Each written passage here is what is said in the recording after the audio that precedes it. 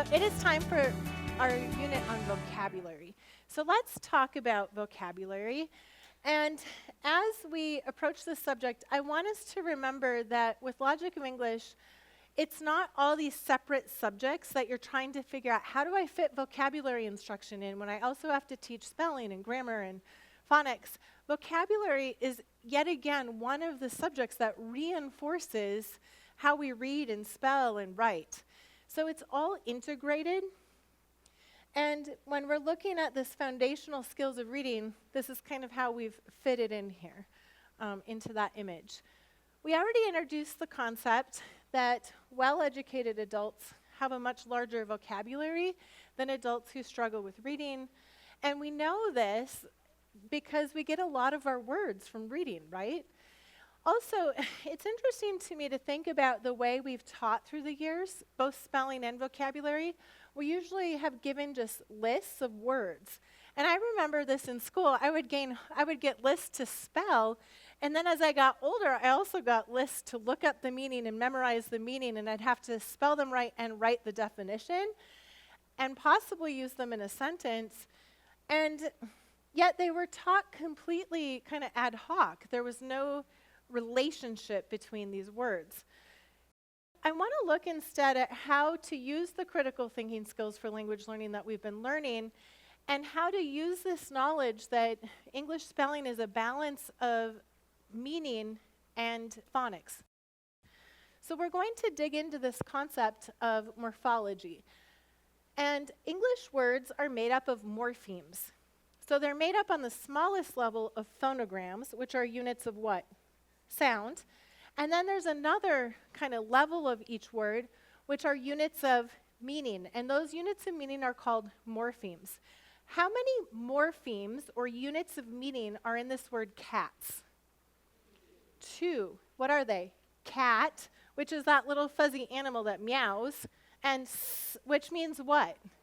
It means it's plural. So there's 2 units of meaning. How about in the word revisited? How many units of meaning are there? 3.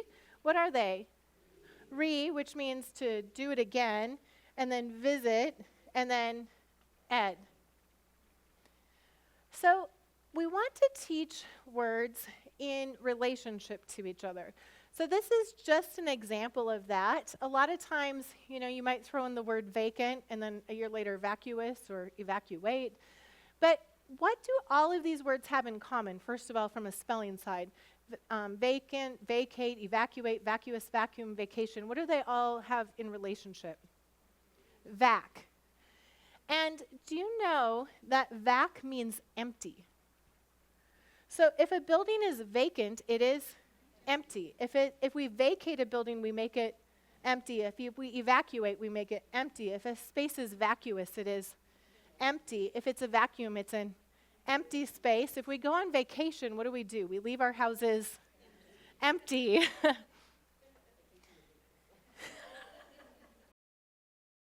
How are words built in English? First of all, we need to understand some things about bases in English. There are something called an unbound base, which stands alone as an English word. And then there are bound bases, which are sometimes called roots, which cannot stand alone as an English word. So if we look at the word flower, does this stand alone as an English word? And we can add suffixes and make flowering, flowered, etc. So this is an unbound base. It doesn't need anything else to be an English word. But how about this base mot, which we see in motor and motivate and locomotive and promote? Does mot stand alone as an English word? No. So this is a bound base. And we will look at both of these. But when you have bases, you can add things to them to form derivatives or new words. And there's 3 primary types of words that we can build from bases in English. We can build a compound word, we can add a prefix, or we can add a suffix, or we can do a combination. Let's begin with compounds because they're the simplest. A base plus a base is a compound, so a sail plus a boat is a sailboat. An earth plus a quake is an... These aren't revolutionary to you, but for young children, I think it's helpful for them to see that some words combine to form new words.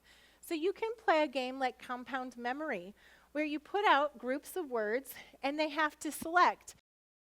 What new compound words can you build from these? Give me some examples. Butterfly, baseball, bedside, bedtime. So that would be an option for a game. You can also do a compound word race. Go ahead, I will show you a word, and I'll give you about 30 seconds. See how many new words, compound words you can write from it. Ready? Go.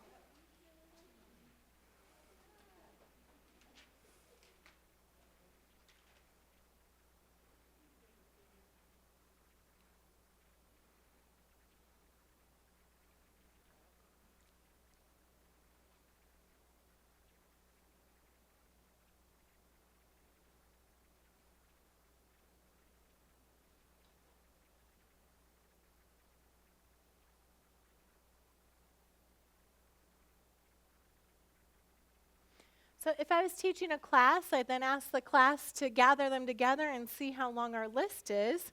But here's a list of the possibilities just from house.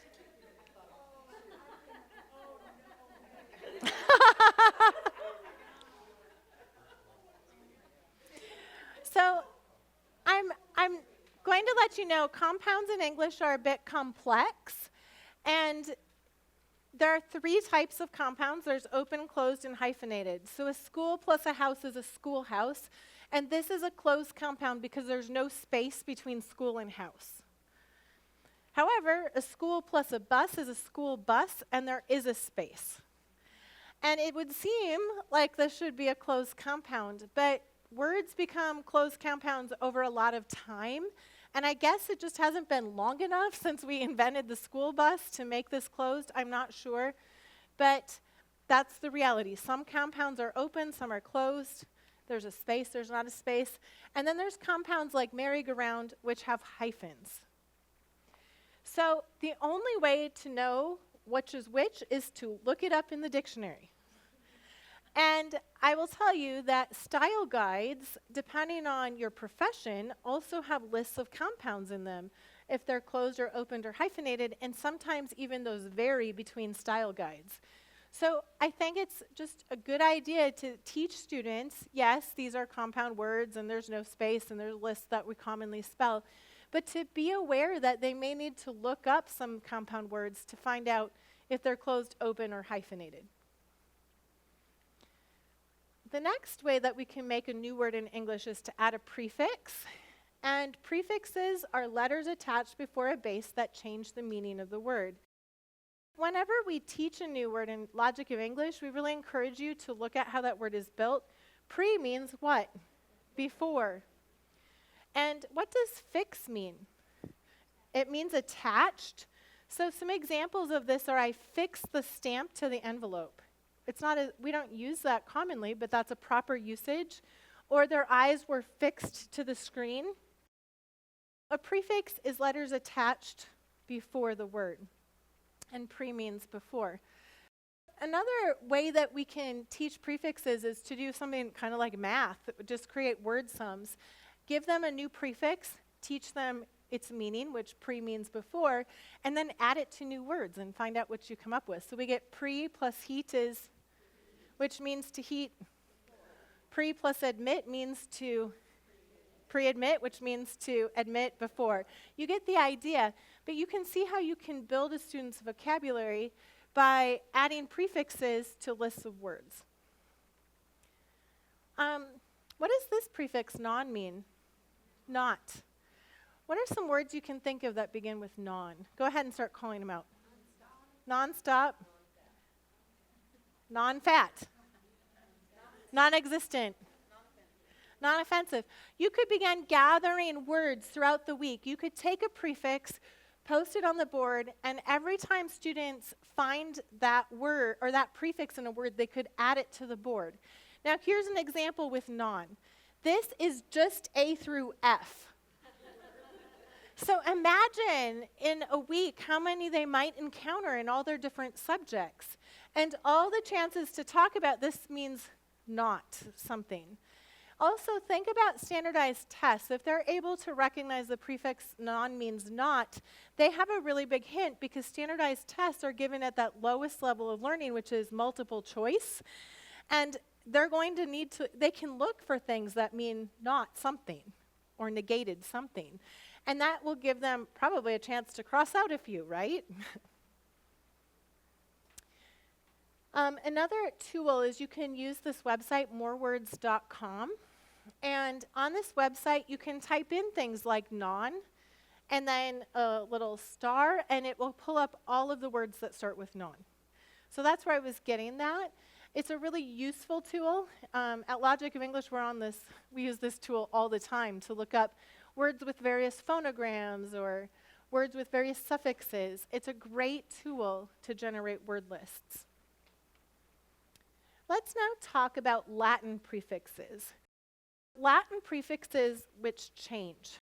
We have this prefix in, which can also be im, il, or er. Now that seems really confusing, doesn't it? I saw some of you go, oh, there we go again. But is it really as confusing as it seems? Let's start with the main variation of it, which is in.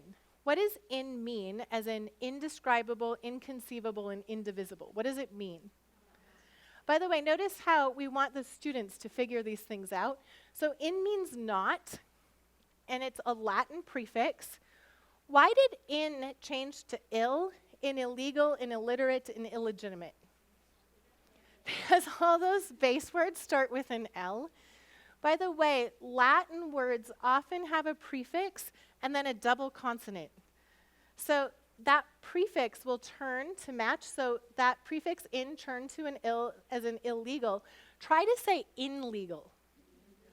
Is it hard?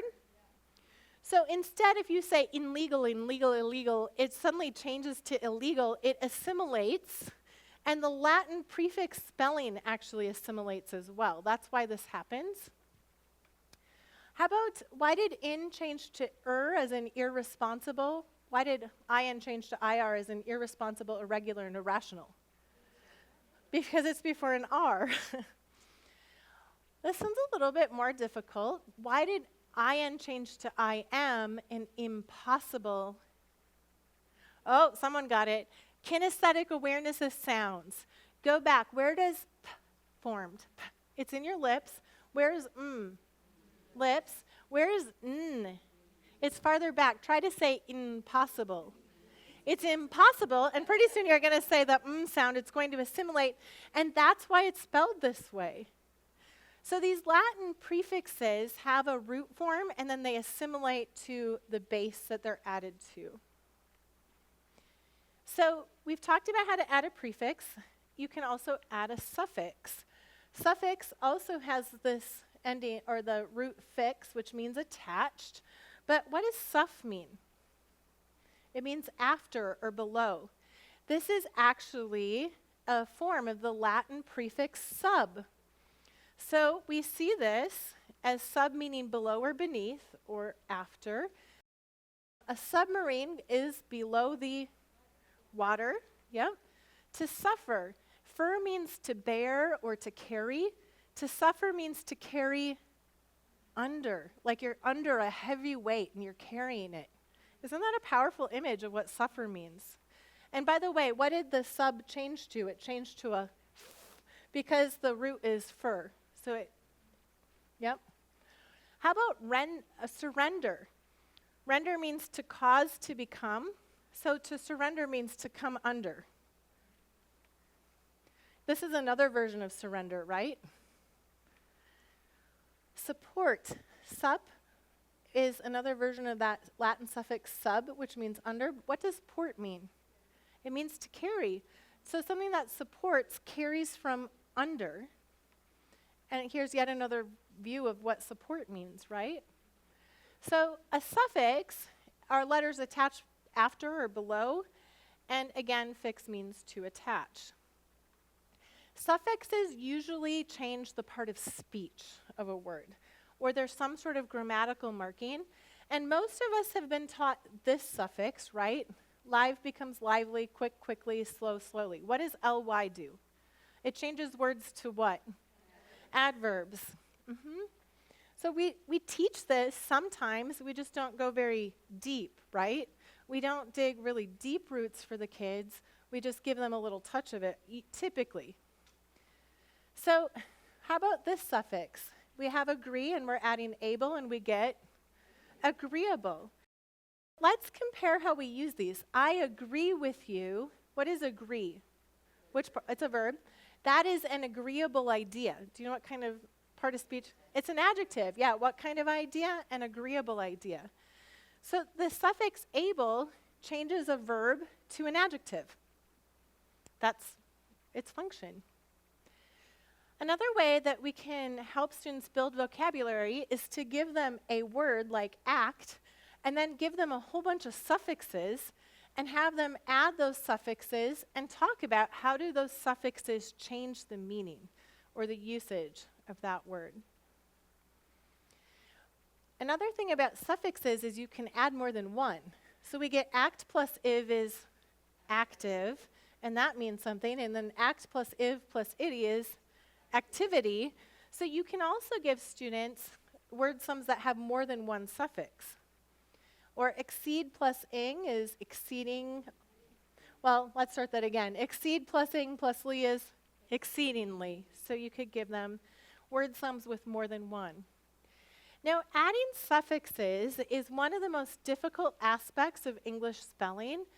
It's also something that I think Logic of English has helped do pretty well, in the sense that oftentimes this is a place where your grammar program and your spelling program just disagree.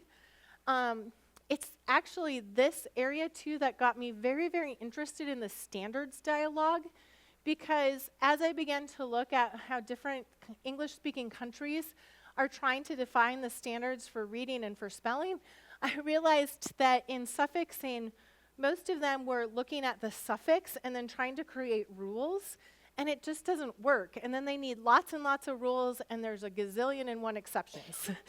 And that got me very interested in going, but there's only a few rules that work together, and you can add a suffix to English words like without hardly any exceptions.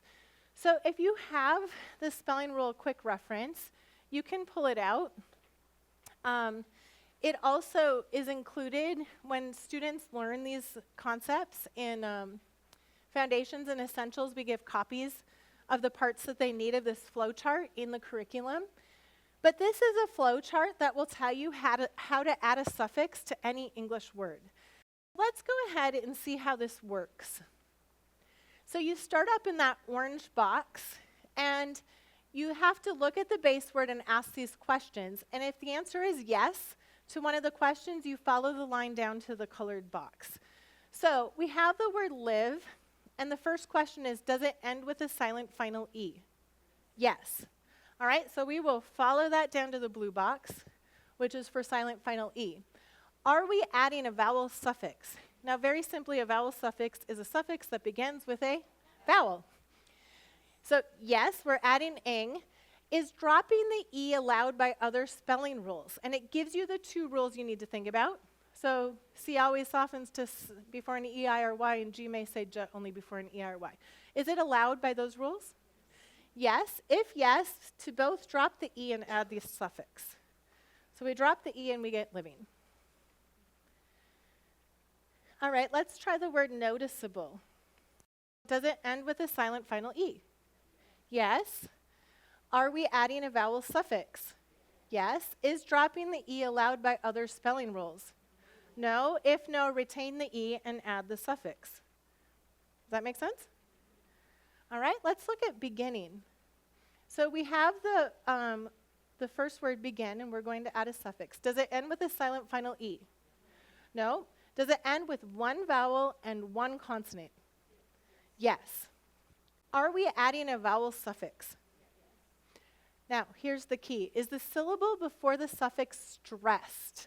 So when you say the word beginning, is the stress on the syllable before the suffix? Beginning. Yes. If yes to both, double the consonant and add the suffix. All right? Now let's contrast this with open. Does it end with a silent final E? No. Does it end with one vowel and one consonant? Yes. So we'll drop down to that box. Are we adding a vowel suffix? Yes. Is the syllable before the suffix stressed? Opening. No, because where's the stress? O. So if no, just add the suffix. For many, many people, it's so confusing. When do you double consonants? When do you not? It is all about where the stress is. Let's look at this word. We'll take envy and add the suffix us. Does it end with a Y? Yes. Does it end with a single vowel Y? And what I mean by that is not like the two-letter A phonogram, which is AY. Does the suffix begin with any letter except I? So does the suffix? Yes.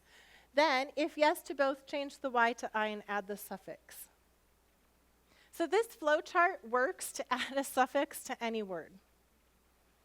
And you have to be aware of what form of the base word it is, and then these are the rules you follow. And you also, I think it's really fascinating that in this context, stress really matters, where that stress is in the word. If you don't factor that in, then you end up with lots and lots of exceptions. All right. Let's talk a little bit about bound bases. Bound bases are really fascinating for building our vocabularies really quickly. So here's just a few examples of bound bases and how they appear in English words. So we have the root tract. And tract means to pull, okay? What does a tractor do? It pulls. Retract means to pull back. Re means back, so retract means to pull back. The Latin suffix con means with or together. When you write a contract, what are you doing? You're pulling with others. You're pulling together. What does a contractor on a job site do? There's someone who pulls all the other trades together to make this project happen. X means what? Out, as in the exit. And extract means literally to pull out. Dis means away. What does distract mean literally? To pull away. These are all of the derivatives of tract. Imagine once you realize that tract means to pull, again, the advantages you have right on standardized tests, or if you know to think about what possible roots there are. What does struct mean? What words can you think of with struct?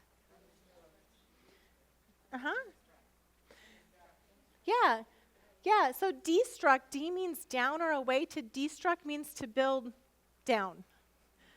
Instruct means to build in. Ob means against. Obstruct means to build against.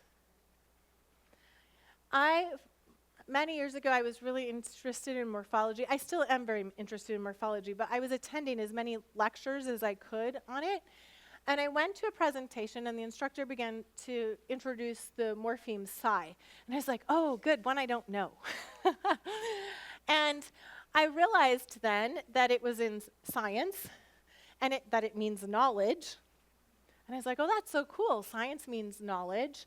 And conscience then means if you're conscious, you are with knowledge.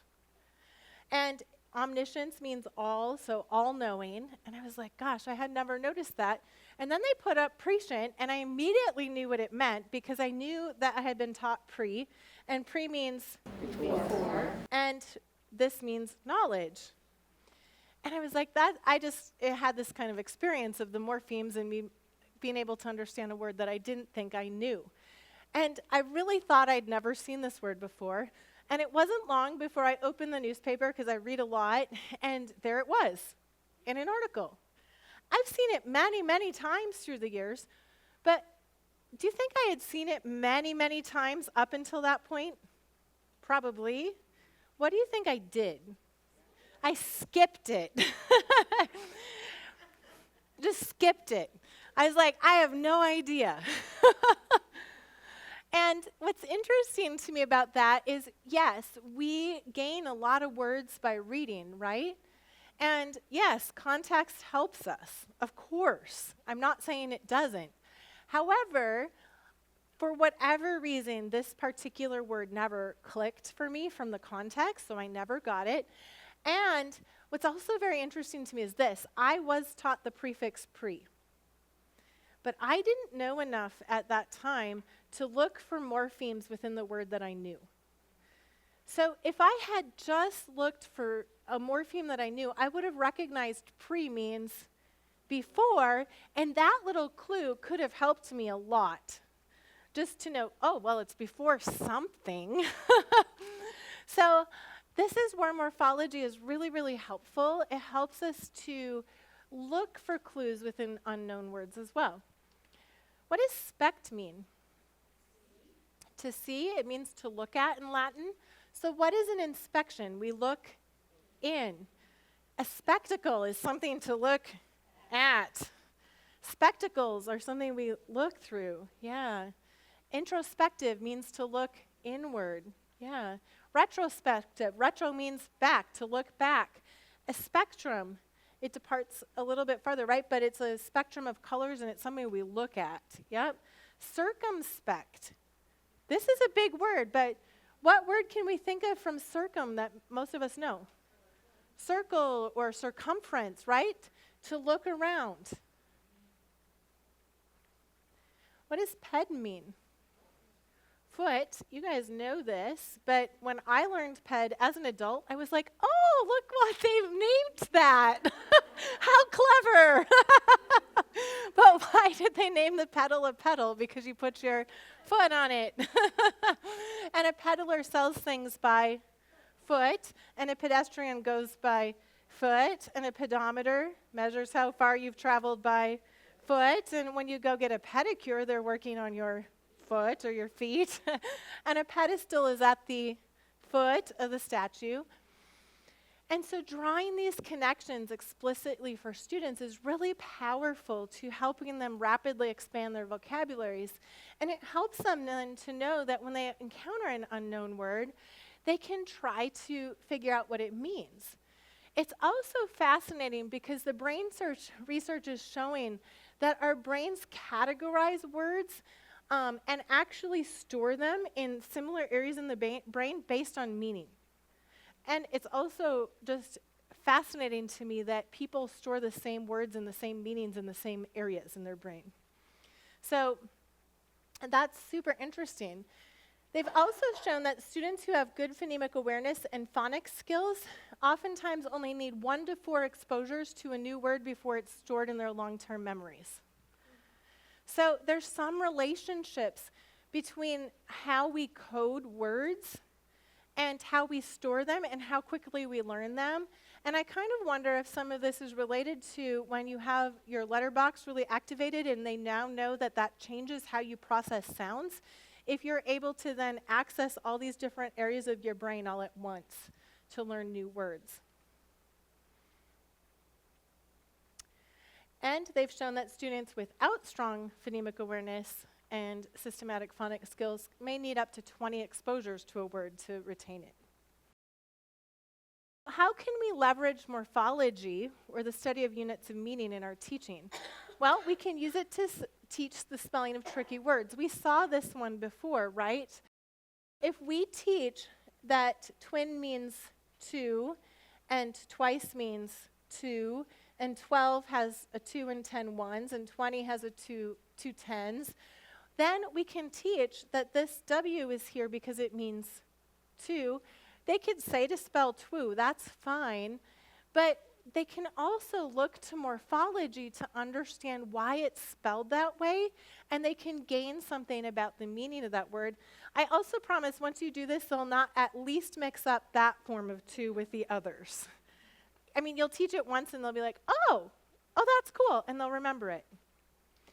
Well, we solved 2, which is one of those words that's an exception to the phonics rules. What about this one? This says 1. Well, let's look a little closer. If there is a lone bird in the area, how many birds are there? 1. If you are alone in the room, how many people are in that room? One. What does the root own mean? It means one. We probably used to say own, the pronunciation changed.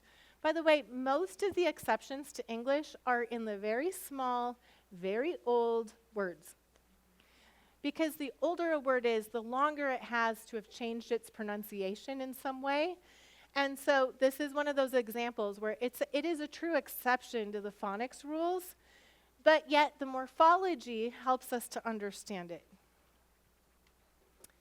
So another way that you can use morphology is, say your student is misspelling clean with an E-double-E. Very reasonable misspelling. Well, you can then use that word and add different suffixes to it so that you're practicing it, and so you can get clean and cleaner and cleanest. But you can also talk about other related words, because what happens in cleanse? Oh, it's saying eh. And then you could add some suffixes to that, because cleanse plus is cleanser and cleansing. So you can begin to show the relationship between all these words. Another common misspelling of night, instead of using a three-letter I, might be to use the silent final E, right? Well, here we could do one of those activities like we did with house. Let's find how many compound words we can create with night. And as we create all these different words, we'll learn new vocabulary, and we'll be practicing the spelling of I, three-letter I-t. We can also use morphology to discover the spelling of a vowel that is saying its schwa sound. And so once again, schwa is that distorted vowel sound in an unstressed syllable. But we have the word political and police. Can you think of some words where that's clear? Politics and policy. Do you hear it? We can also use this to learn vocabulary really efficiently. How many kids struggle to remember how many quarts in a gallon? A lot, right? But how many quarters are there in a dollar? 4. How many musicians are there in a quartet? 4. How many times do you get the newspaper or a magazine if it comes to you quarterly? 4 times. What does quart mean? 4. Wouldn't it be helpful if we just taught that quart means 4? Whenever you see quart, it's going to mean 4. Okay, I was at the Education Minnesota conference, which is a statewide teachers conference for our teachers, and I was giving a short one-day kind of summary of logic of English. I put this up, and one of the teachers went, "I can never remember how many quarts in a gallon. I get it now." I mean, we don't, as adults, always like to admit that, right? But we have never been explicitly taught those connections, and then rote memory can be tricky.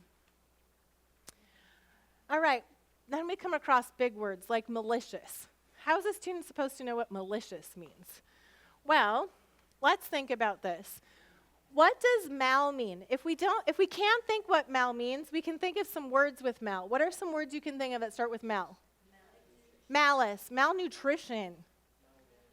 What? Malady. Malpractice. Malware. Are any of these good? Malignant. Yeah, they're all what? Bad. Okay, what would you have known about Malfoy if you had thought about this? He is bad.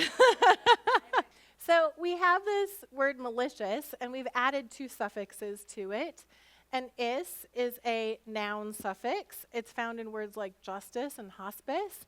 And then us means full of. So malicious literally means full of bad.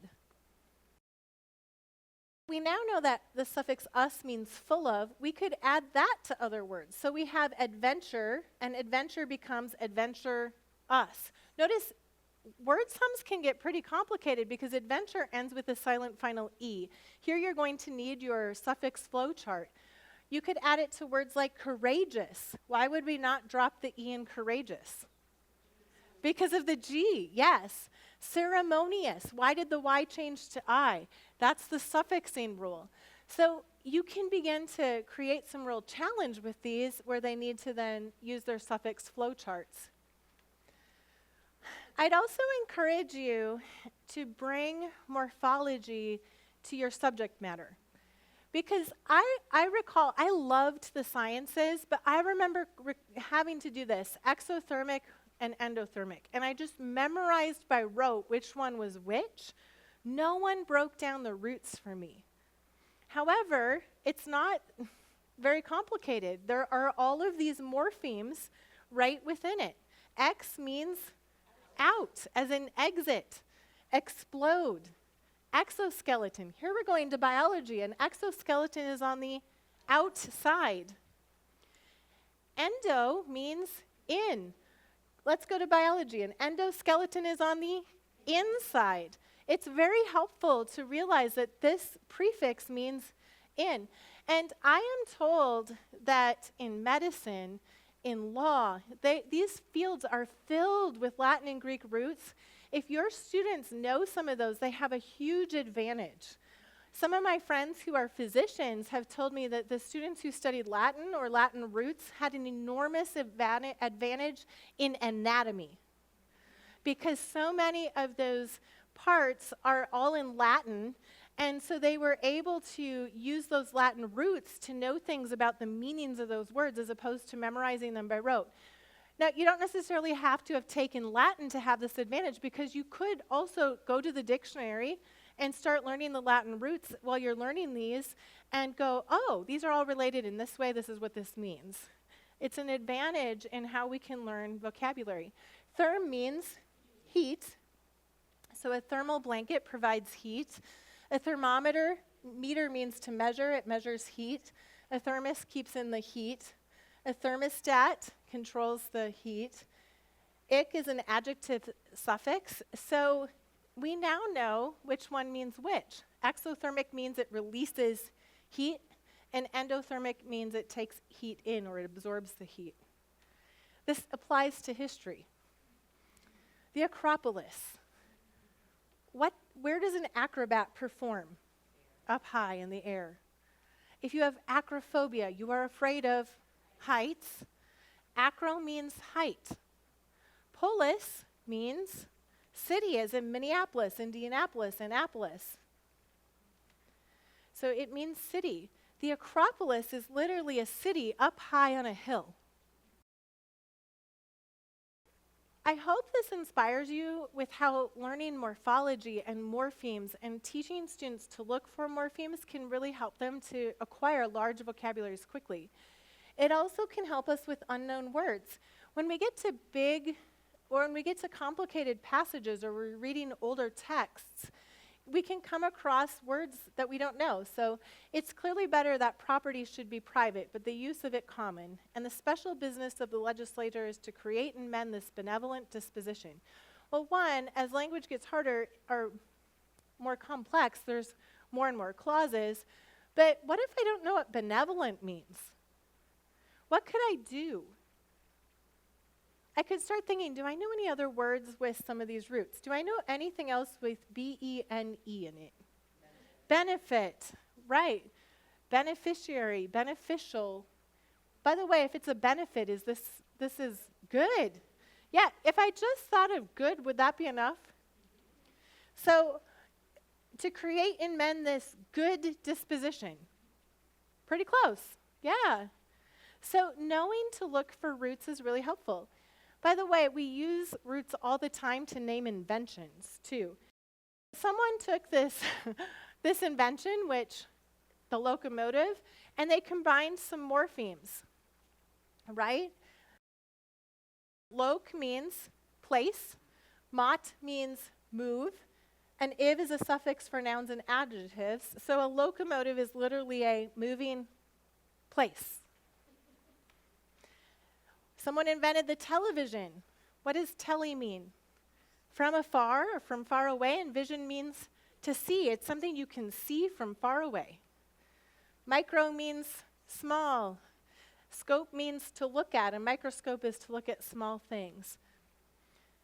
Here's a few ideas to practice morphology. You can create word puzzles. You can take suffixes and prefixes and a root and then see how many words can you create. So start calling out some words you see from this puzzle. Design, cosine, consignment. And you can begin talking about how these are all related, what the suffix, prefix, and how it changes it is. So there's 38 words you can create from this one puzzle. Here's just another example that you can create. I'll give you another way you can use a word puzzle is port means to carry. I'm going to say a word, you tell me what word it is. So someone who carries out.